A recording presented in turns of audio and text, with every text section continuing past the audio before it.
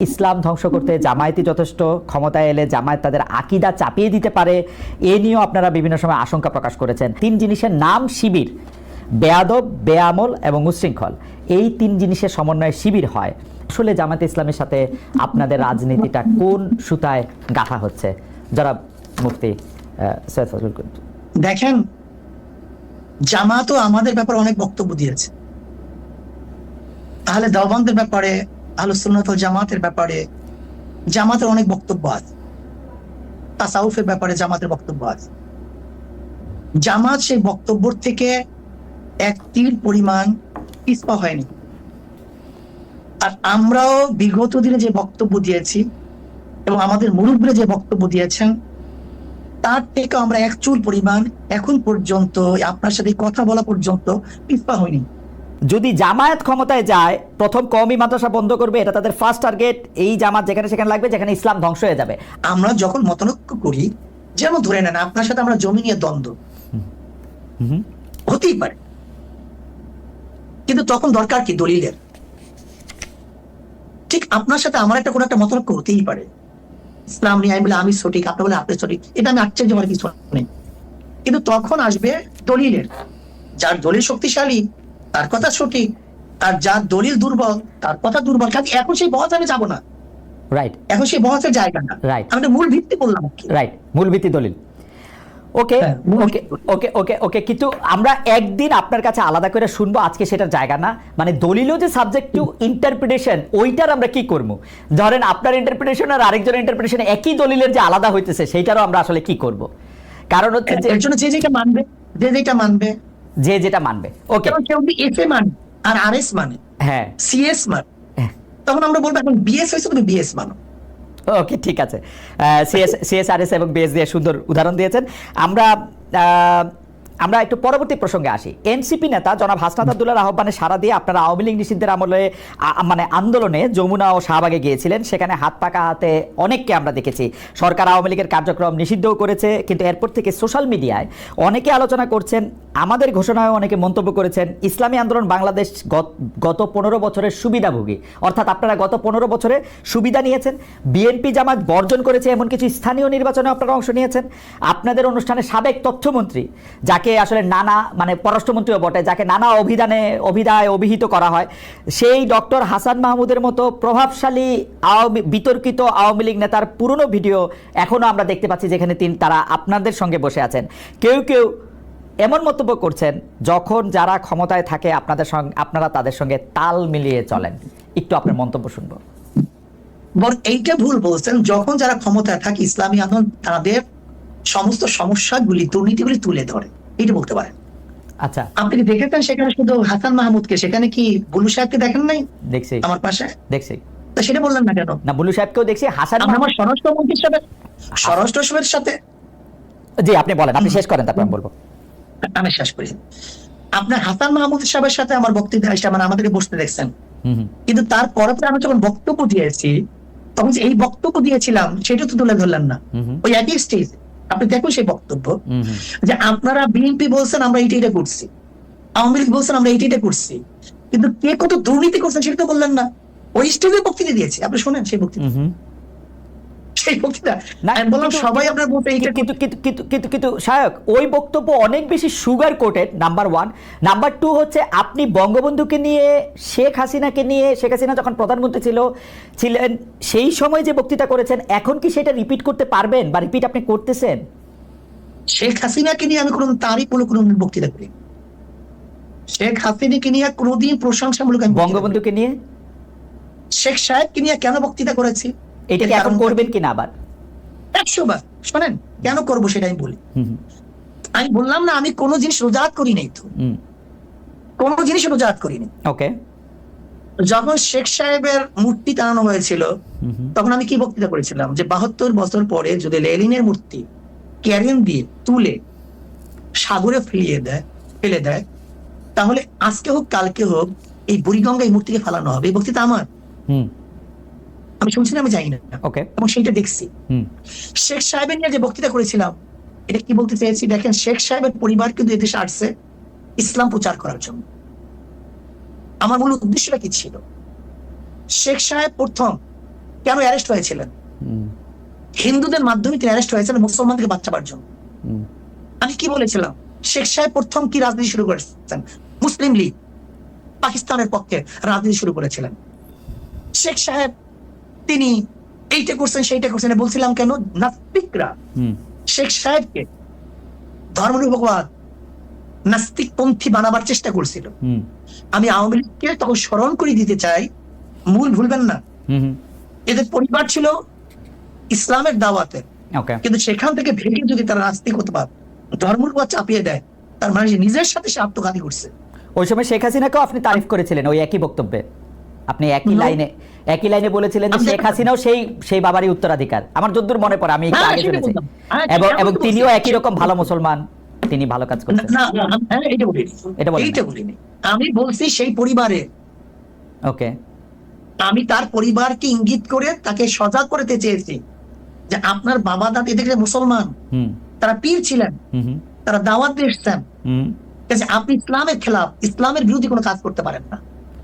যেরকম কোন ছেলেকে কেউ যদি সতর্ক করায় তখন তার বাপ দাদার কথা বলে, তোমার বাবা এরকম ছিল, দাদা এরকম ছিল, ওকে, তুমি এই কাজ করতে পারো না। আমার এটাই উদ্দেশ্য ছিল। কিন্তু সাহেব, আপনি correct me if I am রং, আপনি কি ওই সময় সাবেক প্রধানমন্ত্রী সরকারের, শেখ হাসিনার বা শেখ হাসিনা সরকারের এই 3টা খারাপ নির্বাচন, সীমাহীন দুর্নীতি, এগুলি নিয়ে আসলে কোনো এরকম একটা অবস্থান নিয়েছিলেন যেটা আপনার শক্তি দিয়ে আপনি আসলে নিতে পারতেন? আজকে আপনারা যে অবস্থা দেখেন, বক্তব্য নাই, এমন কোন বক্তব্য নাই যে বক্তব্যে শেখ হাসিনার এবং তার 14 গোষ্ঠী এই মন্ত্রী পরিষদের আওয়ামী লীগের দুর্নীতি তুলে ধরি নাই, এমন কোন বক্তব্য সময় ছিল। আমার একটা রিডিং হইলো আপনারা সেই সময় প্রধান শত্রু হিসাবে গণ্য করতেন হচ্ছেন জামায়াতে ইসলামীকে, তারপরে আওয়ামী লীগের মন্ত্রীদের কিছু দুর্নীতির কথা আপনি বলতেন, কিন্তু বাংলাদেশের যে মানুষের উন্নয়ন, বাংলাদেশের মানুষের সুবিধা, সেগুলির কথাও বলতেন। তার ফলে সরকার, মানে সেই সময়কার সরকার একরকম খুশিই হতো পীর সাহেব চরমনায়ের উপর বা শায়েকে চরমনায়ের উপর, যে তারা আসলে আমাদের পক্ষেই থাকছেন। মানে আমার রিডিং আর কি ওই সময়কার ব্যাপারে। না, সেই রিডিংটা কেন আপনার মধ্যে অনুভূতি কেন হয়েছিল? কারণ আপনারা জামায়াতের খুব সমালোচনা করছেন, তারপরে হচ্ছে সরকার প্রধানের সমালোচনা আপনারা সরাসরি করতেছেন না, 2-1 মন্ত্রী বা 2-1টা ঘটনার কথা বলে বলতেছেন। আমার মনে হয় আপনার কাছে একটা দৃষ্টিগোচর হয়নি। আমার মনে হয় আচ্ছা ঠিক আছে, আমি আবার চেক করব না, কিন্তু একটা চেক করব। একটা বক্তব্য, জি, আমি পল্টনে ওই স্যার আপনার সরোয়ার দিতে বলেছিলাম যে শেখ হাসিনা, আপনি শুনে সে বক্তব্য, জি, আমি শুধু একটা এরকম 50টা বক্তব্য দিতে পারবো, জি, যে শেখ হাসিনা আপনাকে ভারত বাঁচাতে পারবে না, আপনাকে বাঁচাতে পারবে না, আপনাকে পুলিশ মিলিটারি আপনাকে বাঁচাতে পারবে না, আপনাকে ভারতে অবশ্যই ভাবতে হবে। সে বক্তৃতা শুনিয়েন আপনি, অনেক আগের বক্তৃতা। আচ্ছা ঠিক আছে, আপনি যদি বলে থাকেন সেটা আপনার, মানে শেখ হাসিনার দুর্নীতি বা শেখ হাসিনা এইরকম খারাপ 3টা নির্বাচন দিয়েছে, এটা যদি আপনি বলে থাকেন সেটা ঠিক আছে। আমার দর্শকরাও নিশ্চয়ই শুনেছেন, শুনবেন, আমিও শুনেছি সরকারের প্রতি আপনার সমালোচনা ছিল, কিন্তু সেইটা ছিল হচ্ছে 2 বা 3 নাম্বারে সরকারের প্রতি আপনি মাননীয় সাহেব, সরকার প্রধানের প্রতি ইউ আর সফট, সরকার প্রধানের প্রতি। না, এটা ভুল, এটা ভুল, এই মেসেজ আপনার কাছে সম্পূর্ণ ভুল। আচ্ছা ঠিক আছে, সম্পূর্ণ ভুল। আচ্ছা, আমি পরবর্তী প্রশ্নে আসি। সরকার প্রধানের ব্যাপারে আমি যে মন্তব্য করেছি এরকম বক্তব্য আজ পর্যন্ত কেউ দেয়নি। আচ্ছা, আমি একটু পরবর্তী প্রসঙ্গে আসি। 71 মুক্তিযুদ্ধের সময়টাও আছে কিনা সেটা সেদিন আপনি স্পষ্ট করেননি, আজকে এটা স্পষ্ট করবেন? মানে আপনি, অনেকেই প্রশ্ন করছেন যে জামায়াতের মাননীয় আমির ক্ষমা কিসের জন্য চাইলেন, মানে 47-এর পর থেকে শুরু করে আজকে পর্যন্ত, শুধু 71 না, 47-এর পর থেকে শুরু করে আজকে পর্যন্ত আমাদের দ্বারা যত মানুষ যত জায়গায় কষ্ট পেয়েছে, কেউ যদি ক্ষতিগ্রস্ত হয়ে থাকে, সেই মানুষগুলো, তাদের সকলের কাছে আমি বিনা শর্তে ক্ষমা চেয়েছি। কেন ক্ষমা চেয়েছি? আমরা মানুষ, ইন্ডিভিজুয়াল মানুষ যেমন ভুল করতে পারে, মানুষের সমষ্টি একটা দলেরও বিভিন্ন ভুল সিদ্ধান্ত থাকতে পারে। কোনটা ভুল কোনটা সঠিক ইতিহাস এটা নির্ধারণ করবে। আজকে যেটাকে ভুল বলা হচ্ছে, কালকে এটাই হয়তো সবচেয়ে বড় সঠিক হিসাবে প্রমাণিত হবে। আর ইতিহাসের পালাবদলে রাজনীতিতে সবাই জিতে না, কেউ জিতে কেউ হারে। আমরা আদর্শবাদী একটা দল, আমরা বিশ্বাস করি আমরা মানুষ ভুলের ঊর্ধ্বে নই। আমাদের দ্বারা, আমাদের সহকর্মীদের দ্বারা মানুষ বিভিন্ন ক্ষেত্রে কষ্ট পেতে পারে, ক্ষতিগ্রস্ত হতে পারে। আমি সব কিছুর জন্য কোনো শর্ত আরোপ না করেই মাপ চেয়েছি। ওকে, মানে 47 এবং থেকে মাপ চাওয়ার মধ্যে কোনো পরাজয় নাই, না, লজ্জা নেই। অবশ্যই নাই। 47 থেকে আজ পর্যন্ত যে কোনো কিছুর জন্য মানুষ আপনাদের কাছ থেকে যদি কোনো ধরনের আঘাত পেয়ে থাকে তার জন্য আপনি দুঃখ প্রকাশ করেছেন বা ক্ষমা চেয়েছেন। এর ভিতরে সব ঢুকে গেছে, কোনো কিছু বাদ নাই, ওকে, এভরিথিং ইনক্লুডেড। আচ্ছা। এবং এটা আনকন্ডিশনাল, মানে অ্যাপোলজি দিয়ে আনকন্ডিশনাল পার্ডন সিক করেছে। এইটা কি ডক্টর শফিকুর রহমান, আমি আসলে যেহেতু আপনার সঙ্গে আমার মানে নানা সময় কথা বলার সৌভাগ্য হয়েছে, মানে পর্দার বাইরে পর্দার ভিতরে, সেটা আমি জানি বলেই আমি আমার প্রশ্নটা করছি যে আপনি যে 71টাকে এই 47 থেকে আজ পর্যন্ত একসাথে বললেন, এর কি কোনো বিশেষ কারণ আছে নাকি? মানে না না না না না না, কোনো বিশেষ কারণ নাই। আমার মানবিক মূল্যবোধের জায়গা এবং আমার দায়িত্বের জায়গা থেকে আমি বলেছি, অনুভূতির জায়গা থেকে, দায়িত্ব এবং অনুভূতির জায়গা, বিশেষ কোনো কারণ।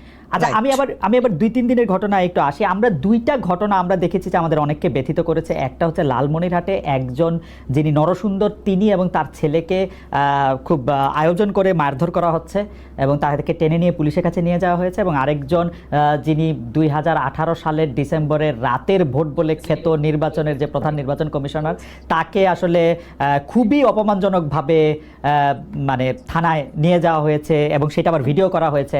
মানে আমি সাধারণভাবে যেটা বুঝি, আপনি আমাকে শাস্তি দিতে পারেন, আপনি আমাকে মৃত্যু দিতে পারেন, কিন্তু মানুষ হিসাবে আরেকটা মানুষকে অসম্মান করার অধিকার যে আমাদের নাই, এইটা কি মানে মানে নাকি এইটা আমাদের আছে কারণ তারা একটা খারাপ কাজ করেছিল, এরকম কি? মানে আমি জানি না, মানে অনেকে তার আরেকজন, জি আপনি বলেন। আরেকজন খারাপ কাজ করেছেন বলে আমিও করব? এটা কোনো যুক্তি? আমি আরেকজনের খারাপে কষ্ট পেলাম, ক্ষতিগ্রস্ত হলাম, এখন আমি সেম অথবা ওয়ার্স দেন দিস আরো খারাপ কিছু করলাম তার সাথে, সেটা কি কোনো মানবিক আচরণ বলে গণ্য হবে? নিশ্চয়ই না। তবে দেখেন, আমরা এটাকে কখনো সমর্থন করি না, কিন্তু পরিবেশ, প্রেক্ষাপট, স্থান, কাল, পাত্র, মানুষ কোনো জিনিসকে যখন লাইক করে না তখন প্রকাশ্যে হয় তার প্রতিবাদ করে, না হয় মনে মনে ঘৃণা করে, অথবা সে শক্তি থাকলে প্রতিরোধ করে। এই 3টা স্টেজ থাকে, এটা হাদিসের ভাষা অনুযায়ী। তো এই অবস্থায় আমরা হয়তো ভিজিবল সেরকম প্রটেস্ট অনেক ক্ষেত্রেই করতে পারি না, কিন্তু আমরা এগুলাকে মনের দিক থেকে সাপোর্ট তো করি না, আমরা বরঞ্চ মনে করি যে এগুলা আরেকটা অপরাধ। ডেফিনেটলি সিইসি যিনি ছিলেন, তিনি তো একজন মানুষ, তিনি এই রাষ্ট্রের একজন সিভিল সার্ভেন্টও ছিলেন এবং উচ্চ পর্যায়ে তিনি দায়িত্ব পালন করে তিনি রিটায়ার করেছেন। তিনি নিশ্চয়ই কাজ ভালো করেন নাই, অনেকগুলা খারাপ কাজ করেছেন। সেই সময়টা জনপ্রত্যাশার এগেইনস্টে গিয়ে করেছেন, সত্য তথ্যের উপর না থেকে অসত্য তথ্য তিনি তার সংস্থা থেকে বলেছেন, সেগুলো সব খারাপ। তো তার জন্য তো আদালত আছে, কিন্তু আদালতে যাবেন, আমি তাদেরকে আদালতে নিয়ে যাই, আইনের আওতায় নিয়ে যাই, কিন্তু আইন আমার হাতে আমি তুলে নেবো কেন? এটা তো কোনো অবস্থায় আমরা সমর্থন করবো না। এই জন্য আপনার স্মরণ থাকার কথা, 5 তারিখ রাত্রেই আমরা ঘোষণা করেছি যে ব্যক্তিগতভাবে আমরা কারো উপর থেকে কোনো প্রতিশোধ নেব না, এবং আমরা নেইনি। আমাদের 2-1টা ব্যতিক্রম ঘটনা ঘটেছে, আমরা তাদেরকে শাস্তি দিয়েছি, আমরা ছাড় দেই নাই কাউ। আমাদের এই ঘটনাগুলো র্যান্ডম না, ব্যাপক না, 2-1টা বিচ্ছিন্ন ঘটনা, আমরা কাউকে ছাড় দেই। আমরা যেহেতু আপনার সময় কম, আমরা দ্রুত একটা বিষয় থেকে আরেকটা বিষয়ে যেতে হচ্ছে। সম্প্রতি আপনি একটি ভাষণে বলেছেন, আমি এখানে ছোট্ট একটু অ্যাড করতে চাই। এই যে মব, যেটাকে এখন মব বলা হচ্ছে, এর চাইতে কিন্তু আরো নিকৃষ্ট মব কিন্তু গত 15.5 বছর মানুষ প্রত্যক্ষ করেছে। ইভেন আপনাদের সাংবাদিকদের সাথে হয়েছে, আরো অনেকের সাথে, পলিটিশিয়ানদের সাথে তো এগুলো কোনো ডাল ভাত, কোনো ব্যাপারই ছিল না, সিভিল সোসাইটির মানুষের সাথে, শিক্ষকদের সাথে। কিন্তু ওইগুলা দিয়ে আমরা এটাকে জাস্টিফাই করতে চাই হয়েছে বলেই আমরা সবাই মিলেই কিন্তু এগুলি প্রতিরোধ করেছি, প্রতিবাদ করেছি, আসলে যে যার জায়গা থেকে প্রচন্ড ভাবে প্রতিবাদ করেছে। আমার মনে আছে ডয়েচে ভেলেতে থাকতে আমি একবার শেখ হাসিনার নাম করে এতবার বলতেছিলাম যে কেন তিনি এটি করবেন, কেন তার এটি সমালোচনা করা যাবে না, এবং কেন তার এটা, মানে আমার মনে আছে যে মানে আমার সাংবাদিকতায় আমি কোনো সময় অ্যাক্টিভিজম করতে চাই না বা অ্যাক্টিভিজমের জায়গা থেকে, কিন্তু এইগুলির প্রতিবাদ আমরা সবাই মিলেই আসলে করেছিলাম, যে যার অবস্থান থেকে। এখনো আমাদেরকে করতে হবে, এখনো যদি আমরা সেই জায়গার মধ্যেই থাকি এবং কেউ কেউ আমরা এটা বলি যে তারা করেছে সেজন্য এটা ঠিক আছে, সেইটার ব্যাপারে আপনার কাছে বিচার দিতে চাইছি। প্রশ্নই ওঠে না, এটাকে সাপোর্ট করা যাবে না। আরেকজন অন্যায় করেছে তাই আমি আরেকটা অন্যায় করবো, এটা চলবে না।